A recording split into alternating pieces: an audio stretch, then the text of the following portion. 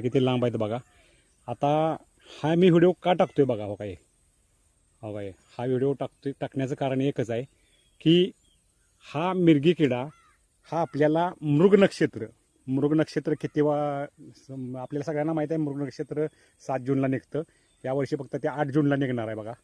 आता हा किडा जर शेतकऱ्यांना दिसला तर आता हा आमच्या घरात रात्री मला दिसला. मी रात्रभर त्याला व्यवस्थित ठेवलेला होता आणि तो आमच्या आई किंवा आजी ह्याला पहिलं हळदी कुंकू लावायचं.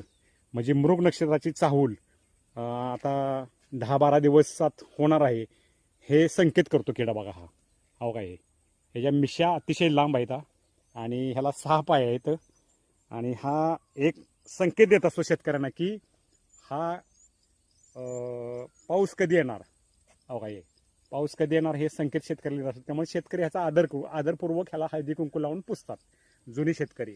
आता नवीन काय 7 जूनला मृग नक्षत्र येणार आहे. आता उडून गेला बघा, हातातून उडून गेला तो. आता ह्याचं कारण मी अशी सांगणार आहे तुम्हाला की आपल्याला आता 17 दिवस बाकी आहेत. म्हणजे शेतीची मेहनत करा किंवा ही सूचना देत असतो हा किडा. आणि मृग नक्षत्राचा शेतकऱ्यांना खूप मोठा आनंद होतो. आणि ह्या गोष्टीची संकेत देतो की 17 दिवसात तुम्ही शेतीची कामं पूर्ण उरकून तयार राहिलं पाहिजे हा शेतकऱ्यांना संकेत देतो.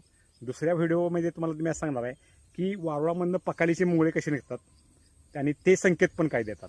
चौथी गोष्ट अशी आहे की कावळ्याचं घरटं. म्हणजे आता हे तुम्ही म्हणाल हे जुन्या अंधश्रद्धा असलेल्या माहिती सांगतोय, पण हे संकेत खरे ठरतात तर खरे ठरतात. मी गेली 5-7 वर्षे अनुभवतोय. कावळ्याचं घरटं कसं उंचाव पिंपळाच्या झाडावर वरती असलं की पाऊस त्या वर्षी कमी असतो आणि पिंपळाच्या झाडाच्या खाली 2 फूट किंवा 3 फूट खाली बांधलं की ते पाऊस त्या वर्षी कमी असतो. हे समोर दिसतंय ते वारुळ बघा. आता ह्यातून हे पकाळीचे मुंगळे बाहेर पडायला लागलेत बघा ह्या वलातनं. हो काय तुम्हाला मी दाखवतो. हो काय समोर दिसते बघा बाहेर पडते ह्याच्यातून.